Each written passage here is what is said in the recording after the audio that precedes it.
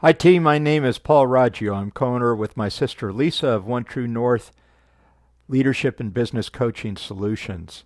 This is our weekly video where we discuss leadership principles and best business practices, and we do it by covering last week's article that we write, and the title of that was It's Lonely at the Top.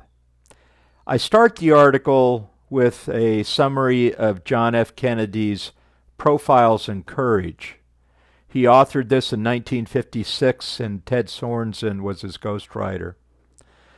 And the book is about 8 senators who really went against their party's norms. They did it because they felt they had a righteous cause, and that cause was to represent the American people.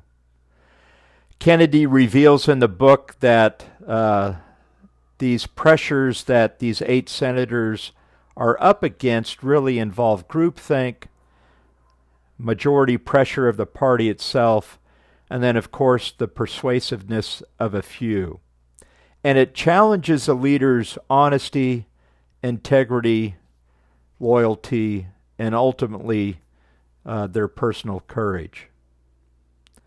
Look, leadership is a lonely endeavor. It's not meant to please. It's not meant to satisfy narcissism.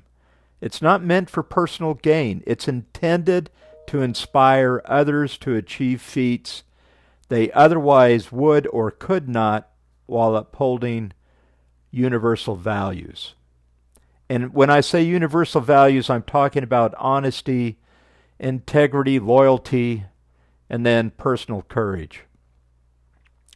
We need such profiles and courage today at every level of government and in the private and public sectors. Let's just look at honesty. Leaders tell the truth, not some of the time, but all of the time. They're clear, they don't obfuscate, and if they don't know the truth, they say so.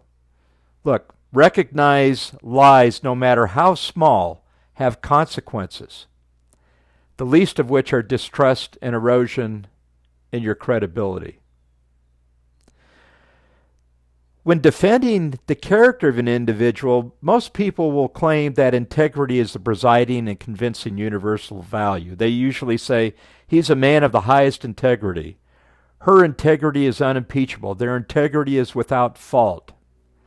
In leadership, if your integrity is questionable, it's a career ender, because it means you can't be trusted to comply with the values, codes, standards, rules, and regulations governing your office. It falls under the do as I say, not as I do. Look, leaders don't believe in carve-out exception to rules because of their position, nor do they take advantage of the power consigned to their office or rank they hold to advance their agenda. Now let's look at loyalty. It's another universal value, and a lot of people get confused on this. Leaders and followers seek it, competitors attempt to undermine it, and its lifespan is fragile. Loyalty is earned. It's not demanded. It's not a fabricated value, and for those you seek it from will sense your credibility in offering it, and if they don't, they will most assuredly park their loyalty with someone else. Loyalty is always bilateral. If you seek loyalty, then you must give loyalty in return, no matter what position you hold. When either side of this equation is unbalanced, loyalty is going to perish.